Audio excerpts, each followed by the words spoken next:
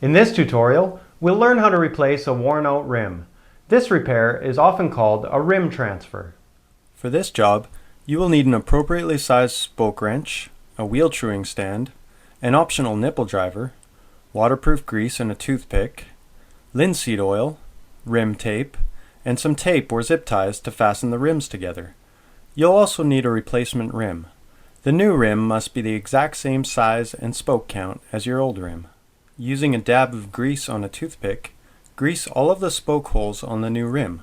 You'll only need a tiny bit. This helps the nipples turn easier when you're tensioning the wheel. Next, you'll need to loosen all of the old spoke nipples. The safest way to do this is to start at the valve hole and loosen all of the spokes by turning clockwise a quarter turn each.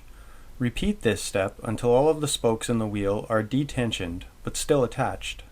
Tape or zip tie the new rim to the old rim in two places directly across from each other. Make sure that the valve hole and placement of the spoke holes in the rims match up exactly. One at a time, you'll need to move each spoke from one side of the wheel over to the new rim. Turning counterclockwise, unthread each nipple from the old rim and place a drop of linseed oil inside the nipple threads. This will keep the nipples tight while still allowing them to be turned in the future. Move the spoke over to the corresponding hole on the new rim. Thread the nipple on most of the way, but leave two spoke threads showing. Once all of the spokes on the first side of the wheel are transferred, repeat the process and transfer the spokes on the other side of the wheel, until all of the spokes have been threaded onto the new rim. You can now undo the tape or zip ties and remove the old rim. Starting at the valve hole, tighten all of the nipples by turning each a quarter turn counterclockwise, all the way around the wheel.